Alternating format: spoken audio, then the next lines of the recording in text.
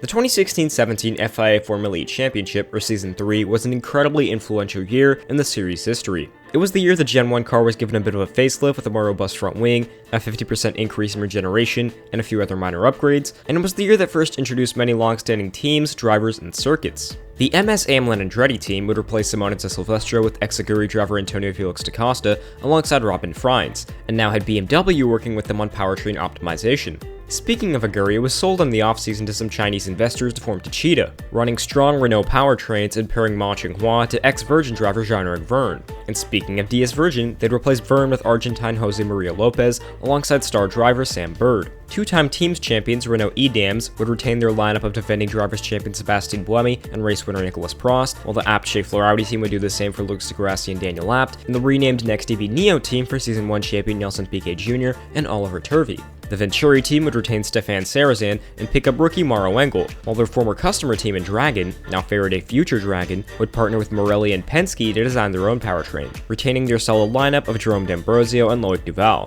Another Morelli-based powertrain in Mahindra would hold on to Nick Heidfeld while replacing Bruno Senna with the highly touted Felix Rosenqvist. And finally, the biggest storyline heading into the season would be the introduction of the Panasonic Jaguar team, who would sign Mitch Evans alongside Adam Carroll.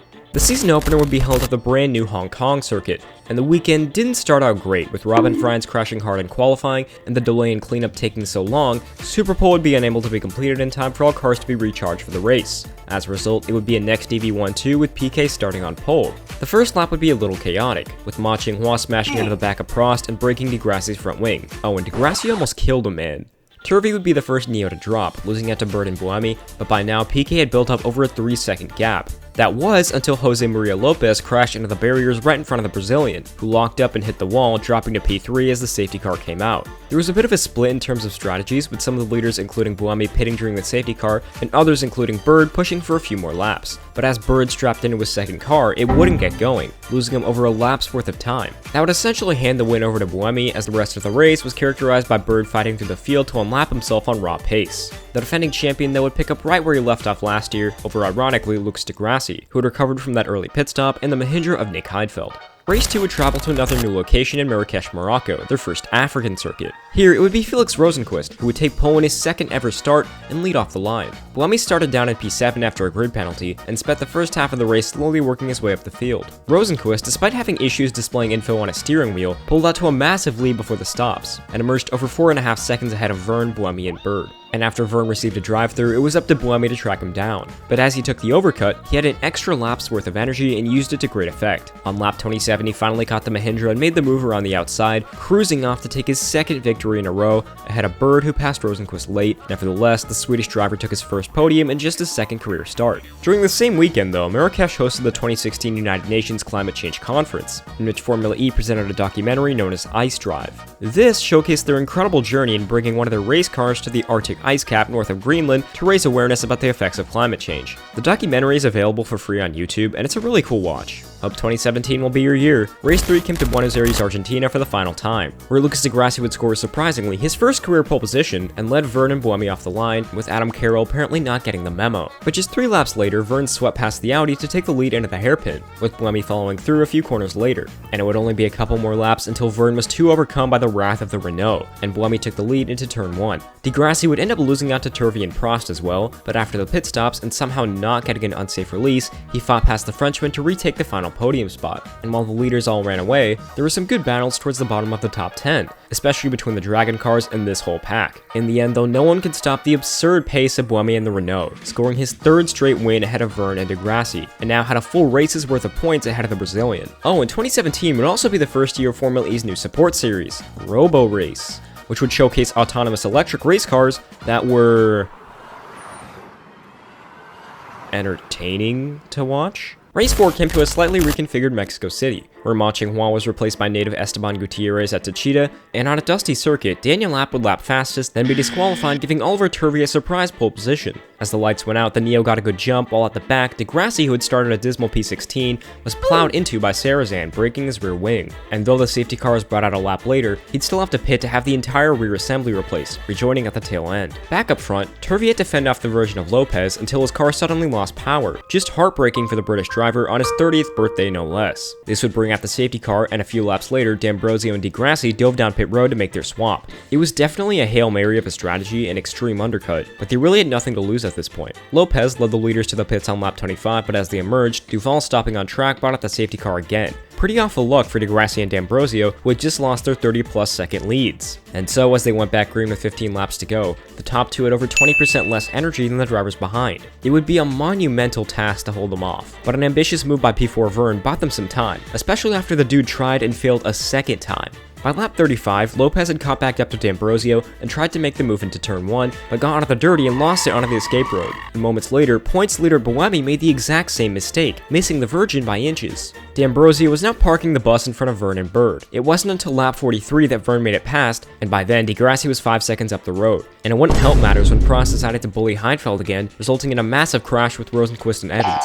There just wouldn't be enough time, and ending with just a percent fewer energy than Vern, Di Grassi brought home an incredible victory, redemption for last season, and one of Formula E's greatest comeback drives. Heck, one of Formula E's greatest energy-saving drives. D'Ambrosio really did pay back Di Grassi for that win he stole last year, and after Buemi's mistake, his lead was down to just 5 points. FE returned to the shortened Monte Carlo circuit after a year off, and it was shades of Season 1 with Buemi taking pole ahead of Di Grassi, Piquet, and Vern. After the start though, not much happened for the first 20 laps of the race. Vern had been hounding third place Piquet for quite a few laps, and on lap 21 he finally had enough and made an aggressive move around the outside into the chicane hairpin. But a bit of oversteer by the Neo sent Vern into the barriers on exit, bringing out the safety car. All drivers got their stops out of the way, and after we went green, it was back to nothing. Honestly, this first Monaco layout was pretty awful. Going to the full circuit was probably the best thing FE ever did. Though as the race drew to a close, Di Grassi really pushed to catch Buemi and was right on his tail in the final laps. Unfortunately though, this track is like one passing spot and he just wasn't able to pull it off. So it was back to status quo, with Buemi taking his 4th win of the year, with Di Grassi's deficit increasing now to 15 points.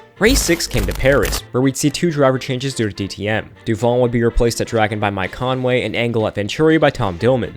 Buemi would take yet another pole, edging out Vern, with Di Grassi down in 14th and immediately take off. But unlike in Hong Kong and Mexico, Di Grassi didn't seem to be turning his poor start around, and in particular had a lot of trouble getting past the Andretti of Da Costa. This all came to a head on lap 16 when he made a desperate move around the outside that just didn't work. The following full course yellow allowed most of the field to make their pit stops without much issue. But thanks to Di Grassi switching cars right after the incident, he actually cycled out in 10th place. The Brazilian now got to work, getting past Abt and Prost without much of an issue. But on lap 29, he was hit with a drive-through penalty for pitting under the minimum time, which he took a few laps later. Up front, Vern was making serious inroads on Buemi till he ended up in the barriers. This would bring out the safety car, and as they went back green, Di Grassi came out to try and go for the fastest lap point, which by the way had been cut down to just 1 after last year. But after setting it, Sam Bird, who'd had a pretty bad race as well, came out to snatch it away at the last second, and in pushing to try to take it back, he ended up buried in the turn 8 barriers. So for the second year in a row, the race would end under safety car, with Buemi notching win number 5 ahead of first-time podium scorer Lopez and Nick Heidfeld. Oh, and this also happened. With the victory, Buemi's lead was now the highest it had been all season. The Berlin Tempelhof Airport would return for rounds 7 and 8, albeit in a very different configuration to season 1. Gutierrez left to join IndyCar, and in his place, Techeetah would hire Stefan Sarrazin from Venturi, who would be replaced full-time by Tom Dillman. Di Grassi took pole over Lopez by 1,000th, but an awful start by the Argentine saw Rosenqvist and Heidfeld sweep through. Buemi started down in 14th, but in classic Buemi fashion began to make his way forward. By lap 22, Di Grassi and Rosenqvist were in their own zip code, and into turn 1, the Swede was able to make the pass around the outside, with the pit stops beginning later that lap. Also, apparently, something got spilled that was big enough to create a streak of water after turn 5. Still no idea what that was. The rest of the race consisted of Buemi slowly picking his way through the top 10, and up front, despite having fan boost, Di Grassi just couldn't match the pace of Rosenqvist, who took his first career victory and the first ever win for Mahindra, with a double podium no less. Post-race though, Buemi's P5 finish would be disqualified due to having tire pressures below the minimum, allowing Di Grassi to trim the lead down to 22 points. The next day, Rosenqvist would pick up right where he left off with a pole position and rocketed away from Buemi and friends. Behind them, the Virgins battled for P3, with Lopez eventually sending Bird off into turn 1, a move that ended up costing both of them a few spots. Rosenqvist dominated until the pit stops in lap 23, but once again, it would be the case of a teammate ruining his race. In this case, Heidfeld was pulling in as Rosenqvist was pulling out, almost sending the German into the Dragon garage and hitting Rosenqvist with a 10-second unsafe release penalty. As a result, Buemi was basically gifted the victory, but behind him, Verne and Degrassi fought hard for P3 on track, and after the Audi prevailed, we saw a fun battle between Verne and the Virgins. And so despite leading every lap, Rosenqvist was demoted to P2, allowing Buemi to get his 6th victory of the season. Formula E was beginning to look a bit like Formula 1 with the same driver winning every race. With 4 races to go, a 32-point lead was looking like a real challenge for Degrassi. But to everyone's surprise, his challenge was about to get a whole lot easier. The penultimate doubleheader of the year would take place at the brand new Brooklyn Street Circuit in New York. But unfortunately, a perfect storm of logistics and obligations would mean that the races would take place the same weekend of the WEC's 6 Hours of Nürburgring. This put the dual programmers in a bit of a pickle. Bird, Prost, and Piquet would prioritize the FE race, while Lopez would be replaced by Alex Lynn at Virgin. But in a real shock, Sebastian Buemi's Toyota contract would not allow him to miss the race, instead replaced by some dude named Pierre Gasly. Degrassi now had a clear shot to get back in the title fight. In qualifying though, it was substitute Alex Lynn who would take pole position in his first ever start, though would lose the lead right off the line to the Audi of Abt. Meanwhile, Degrassi, who started P10, narrowly avoided disaster after D'Ambrosio mounted Piquet. On lap 9, Heidfeld attacked Verne for P4, which allowed Virgin to swap Bird and Lynn to allow the more experienced driver to take a shot at Abt, and would prove to be a good move, as by lap 16 he chased down the German and made a brilliant move into the hairpin to take the lead. But as one Virgin moved forward, the other moved back, with Lynn losing out to Heidfeld and Verne. Quick stops by the Tachitas moved Verne up to P2 and Sarrazin to P4. Lynn's impressive first race would be cut short by a drive shaft failure on lap 24, but that opened the door for Degrassi to jump Rosenqvist into P5, or rather pressure him into a mistake that destroyed his entire rear wing. And it would be a miserable 5 minutes for Mahindra as Heidfeld would break his suspension a few laps later, bringing out the safety car. They'd go green with just over 2 laps to go, and while Bird rocketed away, P3 Daniel Lapp would suffer a battery system failure and almost took out Degrassi in the process. In the end though, Bird would take his first one of the year ahead of a Tachita double podium of Verne and Sarrazin, and Degrassi's P4 trimmed down Buemi's lead by 12 points. Bird would follow it up with a pole the next day, but like his teammate, he would lose it in the first corner to Rosenqvist. He had a brief full course yellow for Evans hitting the barriers, but afterwards the top 3 were all together, and on lap 10, Bird made an almost identical move to the previous race and took the lead back. A 9th place start by Degrassi did make things difficult, but he was up for the challenge, carving his way into the top 5 by lap 15. We had some great battling in the midfield, and another full course yellow for Lynn breaking down that allowed most of the field to make their pit stops. On lap 36, Rosenqvist apparently let Heidfeld through due to potentially suffering some regen issues. Further back, Loic Duval was battling hard with DaCosta, resulting in the Andretti going spinning, and a bit later he was able to get his revenge. Literally the battle of mid. On the penultimate lap, the Mahindra team pulled a McLaren and swapped their drivers back to the original order, but the shuffle just allowed Pierre Gasly, who by the way qualified P4 and had run an incredible race, to close in on them. And as Sam Bird took victory sweeping the weekend, the Mahindras were defending ferociously to keep their double podium, and in the final corner, Gasly sent it around the outside of Heidfeld and planted it straight into the barriers, taking 4th with a broken wheel. An incredible first weekend nonetheless, but amid the chaos, Degrassi's 5th place closed the gap to just 10 points heading into the final doubleheader. The Season 3 finale would take place at Formula E's only visit to the city of Montreal, and Buemi, fresh off of his 4th place finish in Germany, didn't help his chances at all, suffering one of the hardest crashes of the season in FP2, damaging his monocoque and giving the team just hours to fix up the car. To make matters worse, Degrassi would take pole in qualifying, with Buemi having to start P12 due to changing his battery. And as the Brazilian sped away, Buemi, overly cautious, saw himself falling backwards, and in the process made contact with the Andretti of Rhines, damaging his steering and dropping to P16 by the end of lap 1. But for the first half of the race, Buemi drove like a man possessed, changing the way he held the steering wheel and making some brilliant overtakes, getting into the top 10 by lap 14. As a whole, this race was fantastic, with overtakes all throughout the field. Heidfeld spun Duval, breaking his suspension and bringing out the full course yellow, which brought most of the grid to pit road. Buemi was right behind Degrassi's teammate Abt, who seemed to be slowing him down in the pit lane, much to the Swiss driver's frustration. But after strapping into his newly repaired Frankenstein Renault, he emerged ahead of the Audi and trying to slow it down to pace, Abt seemed to run right into the back of him, taking him off further. And as they went back green, the march forward continued until a late safety car for Lopez. Prost immediately let Buemi through, he got past Rosenqvist after the Mahindra broke his steering, and was right on the rear wing of Sarrazin as the final lap began. But that was the order they came home, with Degrassi holding off Verne for the victory, and Sarrazin just holding on to the last podium spot. But as the checkered flag waved, the drama was far from over. Buemi was, not happy to say the least. He immediately stormed out of the car and charged down the pit lane. What followed was one of the greatest Formula E moments of all time.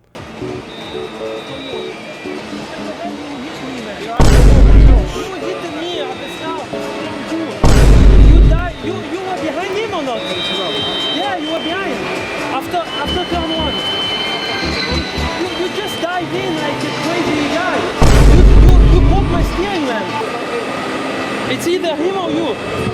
I'm sure it's you. You hit the knee in the back. Drop it. Drop it. Why you dive like this, man? my steering, man. Turn two. Who went on the inside, you or him? I'm sure it's him. When? Turn 2, at the start. Yeah, it was me. You went on the inside, you touched me, you broke my steering. You dive in like you... What should I do, hit you from behind or what? No, you just don't... I hit the brakes and I locked off, Yeah, so but- I... Yeah, but just don't play your life in turn 2, man. Man, okay, next time I hit you in the back, you break your wing, and then I have the choice to make, right or hit over your but wing. just take more margin, man. Right or your wing, it's your choice. Yeah, but take margin, man. Why you have to hit people? Take margin. I don't hit people. Yeah, well, then you hit me, man. Yeah, I don't hit anyone. Yeah, you hit me. I had a with your- choice to make, hit you or dive. It's your choice. Yeah, then you make hit it. me. You hit me by Okay, diving. next time I break your rear wing. Right? Yeah, just do that, man. You think you're better than anyone or what? That was a really difficult afternoon. Really difficult afternoon, but can you take some solace from you've got a decent result in the end of it? Good job. Man.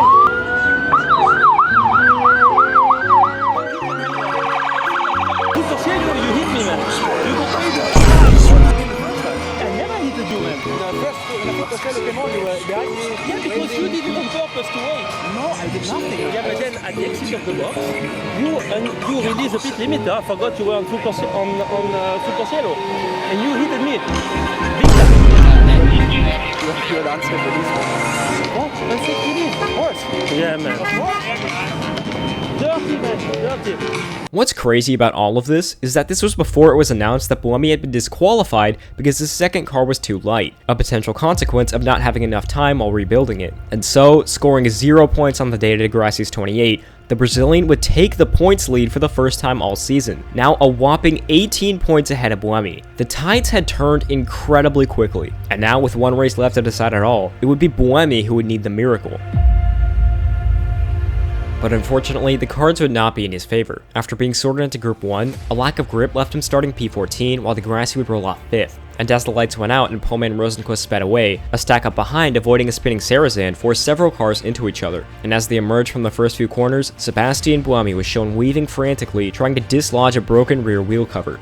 But nevertheless, the black and orange flag was shown, forcing him to come into the pits, almost surely ending his title chase. But to add insult to injury, the loose cover had flown off just before coming in, meaning that there was nothing for the team to do, a somewhat anticlimactic climax to the championship fight. But up front, there was still a race to run. 13 laps in, leader Rosenquist was still very much kept humble by the Techeetah of Vern, while behind them, the battle for P3 raged on between Heidfeld and the Virgins. Vern was able to stay at a lap later, so when they cycled out, he had 5% more energy than the Mahindra, and by lap 29, he'd put in some fantastic laps and finally made the move on Rosenquist for the lead. From there, we saw some fun battles throughout the field, and Duval ending up in the barriers, but none could catch the black and gold Techeetah of Vern. He would take the team's and his long-awaited first victory. And coming across the line in 6th, Lucas Degrassi would be crowned Formula E's 3rd champion. After coming in P3 in Season 1 and P2 in Season 2, the Brazilian would finally go P1 in Season 3. It was an incredibly long time coming for the Audi driver, and through ups and downs, he was always there to capitalize. Truly the story of never giving up when things looked to be over. But look, man, I gotta say, as fantastic of a job as Degrassi did this season, Buemi absolutely blew it. I mean, the dude won half the races this season, most in dominating fashion. Sure, missing the 2 races in New York wasn't entirely his fault, but in Montreal, it was clear that he was cracking under the pressure. In my opinion, he only has himself to blame for this loss, and maybe his Toyota contract. In the end, it was a 24-point gap between them, with Rosenquist in 3rd after arguably the best rookie season in F1 history. The one consolation for Buemi would be the 3rd consecutive team's title for Renault Edams. In terms of racing, I did feel it was a bit of a step back from the seasons prior. There were still some great races, but also quite a few strung out ones with not a ton of excitement. I'd say the battles throughout the midfield really took the center stage this year. Aesthetically, I thought this year was a huge improvement, and it really did set the stage for the changing cast of characters up front in the seasons to come. Very quickly, here are my awards for this year, and that will about wrap it up. Thank you all for watching, and just remember, no matter how hard you fumble in life, it'll never be worse than how Buemi fumbled this championship.